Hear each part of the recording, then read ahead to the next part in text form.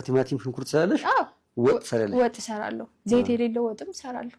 ከምን ጀምረሽ ነው? ሽንኩርት ውሃ አረጋለሁ፣ ሽንኩርቱን አበስላለሁ። በቃ ውሃ አርጌ በውሃው ሽንኩርቱን አብስዬ ማለት ነው።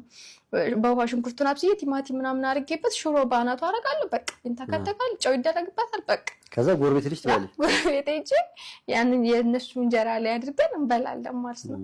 እነሱ እንጀራ አላቸው እና እንደዛ እያደረግን 2 ወር አለፈን። እግዚአብሔርን እኔ እንጀራ ከውጪ እንደ ድንገት ብር ተገኝቶ እንኳን እንጀራ ከውጪ ከገዛው ወጥ ከነሱ ነው።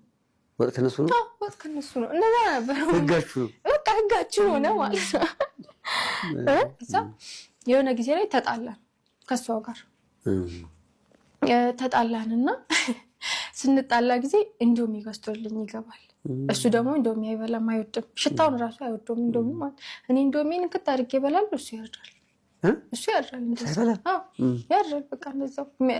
ውጭ በልቼ መጣሁ የሚል ማለት የማይበላ ሰው ካፉ እንዲሁ ከእንትኑም ትረዳለህ አይደል? እሱ በልቼ መጥቻለሁ ነው የሚለኝ። ግን እሱ ለራሱ እንትን ሳይል እኔ እንዶሚ በልቼ እንትን እላለሁ ማለት ነው። ከዛ እንደዚህ እያለ አሁንም ያቺ እቁብ ወጣችለት። ከዛ ያቺ እቁብ ስትወጣለት አሁንም አውጥቶ ሰጠኝ ብሩ።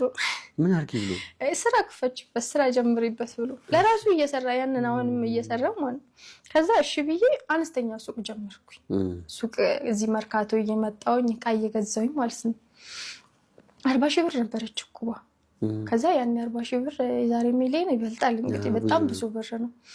ከዛ መርካቶ መጥቼ ስኳሩንም ሁሉን በቃ ለሱቁ የሚያስፈልገኝን ነገሮች እንዳለ አሟልቼበት ጀመርኩኝ ሱቁን ሀብዬ ማለት ነው።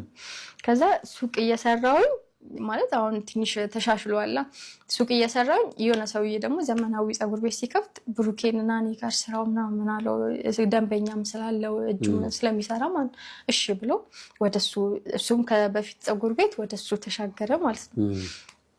ከዛ እሱ እዛ እየሰራ አሁንም እዛው እየተቀጠረ ማለት